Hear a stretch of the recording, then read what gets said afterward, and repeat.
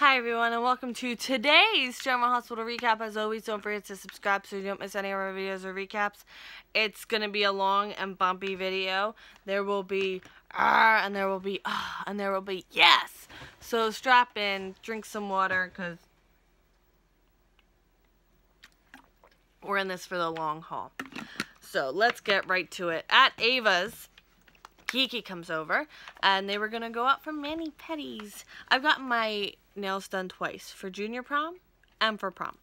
I've had a pedicure once, but my feet are so ticklish that it didn't really go over well. And basically, Ava forgot that they had this going on because she's had her own issues to deal with. She was in the floating rib robbery. Kiki asked some questions. Ava doesn't really have some great answers, and she says there's something she wants back, her charm bracelet. Okay. And Kiki's like, the police recovered everything. It'll be fine. The police won't lose it. And it's like, that is not what she wants to hear. So Kiki will stay with her to help her keep her mind off of it. And she'll go to the station with her too. So supportive. Oh, the higher you climb, the farther they fall. So she tells her good news. She registered for the training course at General Hospital, and she thinks she found something really meaningful to do with her life. Kiki mentions how she's interacting with patients already, and she's in the psych ward, and Ava is put off. Like, she's like, you've never showed interest in that before. What are you doing there? Like, what to do? Blah, blah. And she's like, are you sure? And maybe recommends pediatrics, and I'm like, but Kiki needs to understand, Morgan's spiral. And Ava thinks she's putting herself in a disturbing environment. And Kiki wants to help these people. And Ava wants to continue to see her move forward. Oh. And Kiki's like, I was actually talking to a doctor about Morgan's, his spiral. And she was really struck by it because it was so sudden. And, that's what bothers Kiki. How did the medicine stop working so quickly with no warning? How? How, Ava? How? So Ava tells her to put it out of her mind. She's not going to get an answer. Like, she really snapped. And Kiki's like, why does it bother you so much? And then Ava's cell phone chimes, time to go to the PCPD. And Ava tells her she'll go alone. She'll be fine. Don't worry about it. Bye. At the PCPD, Dante discovers Morgan's medicine in evidence. And I'm like, yes. Oh, miracles do happen. So Dante's interviewing one of the robbers, and he will help him out if he can tell him about the pills. Who did these pills come from? So he needs to understand how the pills got there. He can make a difference for a lot of people, this robber. He just needs to know who had the pills. That's it. But he says he doesn't talk to cops. But Dante could tell he knows something. He knows. But he's no snitch. And then Dante leaves the room for them to confer, him and his lawyer. And then Dante gives the pills to another officer. He wants labs and DNA. And I'm like, that's risky. I'm scared. I'm scared about an interception. At Carly's, Bobby comes over. They have wine. She tells her about Lady Jane and that Jax is the one who paid Frank Benson for Nell's kidney. What are you doing back there, Gantz? She's disappointed in Jax, but she would have done anything too. So in some way, she's grateful. And have her feelings about Nell change, though. Bobby feels sympathy, but no free pass. And she's blown up everyone's life, especially the kids, and that's, like, inexcusable. At Kelly's, Lulu is prepped for the visit, but after the phone call from the social worker, something isn't right, and Griffin asks if she's okay. It got canceled. And the social worker couldn't really talk, so she thinks this is Valentine's interference. Griffin brings up the possible murder of Claudette, and then she brings up Nicholas, and she's off to do something. And I'm like, that's not a good idea. Michael tells Sonny about Jax. Sonny thinks Jax is moving in on Carly, and I'm like, really? So Michael tells Sonny that Lady Jane passed away, and he's there to tell Jocelyn. So then they talk about Jocelyn. She hopes that they get a divorce. Nice. And Sonny says that, she'll get her wish. And Sonny tells Michael the godparents' news, and Michael's going to get going and check on Carly. He doesn't like that they're splitting up, but he'll support him no matter what. And then Griffin comes inside. He offers to listen if Sonny needs to talk. He says that, Carly's stubborn, and he says things he shouldn't have, but, they're already said, so there's nothing he can do. Griffin leaves with his food. Bobby comes in. They talk for a second. She doesn't like that Carly always winds up getting hurt when she's with him.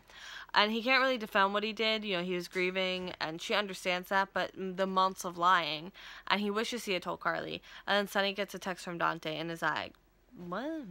Back at Carly's, Michael comes over. Jocelyn had snuck out, and Michael picked her up. Michael asks her about the divorce. Carly says that she can't think about that because they were, just talking about Nell. And then they talk about Nell. The story was true, but she was lied to, and, she understands to an extent. But after she got to know Carly, she should have known different. She should have known to question it, and instead of just, blowing up all their lives. And I agree with that. And I have to take a drink, because I still got a lot of talking to do. At Windermere, Anna tells Valentine that night meant something to her, and she remembers, and she takes his hand, and she says she's sorry. She's given him a lot to think about, and he tells her to wait. She's rocked his world with this news. He doesn't know what he wants from her. And then she asks for another chance so that they don't have to be enemies moving forward. And then someone's pounding on the door. It's Lulu. So she accuses Valentine of trying to mess up her relationship with her daughter. Anna leaves. Lulu says that the visit was canceled. He didn't know that. He just got the email. Apparently the social worker had a family emergency. Lulu thinks that he had something to do with it. And then he turns this on her. Good thing Charlotte didn't see this. And then they talk about Nell. Lulu doesn't have any of that, sympathetic stuff. Oh, Lulu doesn't think any of the sympathetic stuff that Valentine said will matter since the whole town hates him. Back at Kelly's, Griffin and Anna talk. Valentine, long story. She really did do the things Valentine accused her of. Back at the PCBD, Sonny comes down to the station, and Dante tells him about finding Morgan's pill bottle, and now perks. Strap in. It's going to be a bumpy ride. You're not going to like some of it. You're not going to like all of it. I don't like some of it. A lot of people don't like all of it. But let's break it down, talk about this, because there's a lot to dissect. So Jax meets with Nell. He says that she's wrong about Carly. And she's like, oh, and he's like, I'm the one, he's the one who called Frank Benson about the kidney. A couple things. So I was reading through the comments on Facebook about this kind of storyline, and I have to agree with a lot of people that a lot doesn't make sense. Why go to Frank? Why Nell? Why is Nell a match? She's not blood related, and he has Jerry at his disposal, who could probably get a kidney a lot easier and with a lot less questions asked. But also, Jack's the kind of person who would buy a child's kidney knowing what goes into that. Obviously his child is on the line, so people don't make rational decisions. But it's just a question that needs to be asked. Also, why would Carly, just on Nell's end, why would Carly be searching for the donor if she was some part of illicit illegal deal? That alone shouldn't have made sense to Nell. So this story could and should have been much different and better for all the characters and everyone involved, because it had the potential to be a really, really, really great and interesting storyline. But I feel like they missed the mark a little. Lot. There are some questions answered, but I feel like it's just kind of all got thrown together a little bit. And I don't take pleasure in saying that. I enjoy watching it play out, and I think the actors are doing a good job with the storyline they were given. I just think that they probably could have done something a little different. But anyway, upside, I hadn't realized that the actress who plays Nell played young Patricia Spencer. So, rant done for now. So,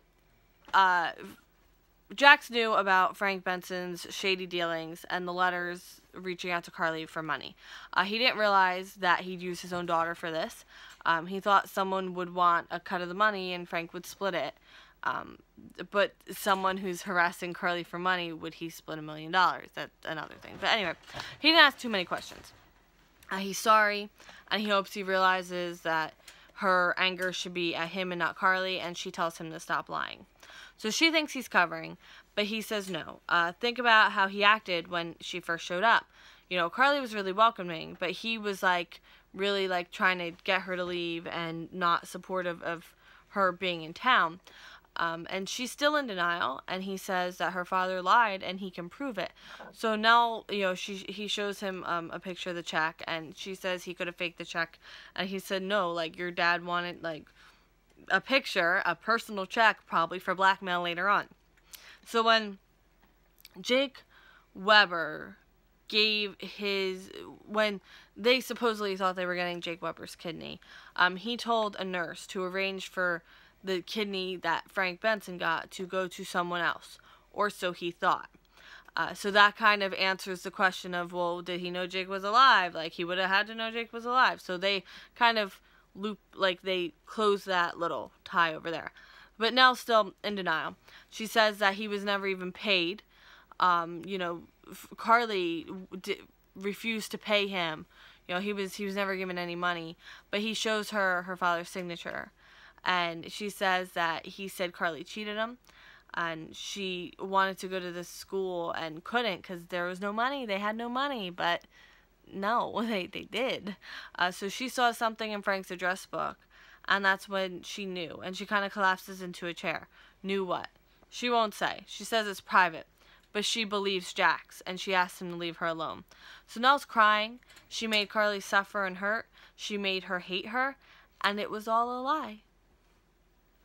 And now end scene. Anna's going to get some rest. She has an appointment tomorrow. Valentine kicks Lulu out, and she thinks Nell could be on her side. Nell has bigger things to worry about right now. Valentine thinks about what Anna said. Anna has coffee at Kelly's, before, you know, just decompressing. Michael walks up to Nell. Jax comes to Carly's. He says he told Nell everything, and she eventually believed him. Something clicked. She knows Frank lied. Does it change how she feels? No. Does it change how she feels about him? I don't know. Sonny tries to understand. You know, someone had Morgan's pills. Dante says he's having the lab run prints and DNA. It'll be back any minute. Ava hears him say that, but she can't possibly intercept it, right? Right? She can't do anything. It's done. It's the lab's DNA. It just needs to get into Dante's hands. Right? Hopefully. Tomorrow's going to be a big day, and I'll be here, it should be normalish time. I should get home in a decent hour. And then next week I have off Monday, Tuesday, Wednesday, Friday. So I know this is pretty novel. Haven't had this in a while.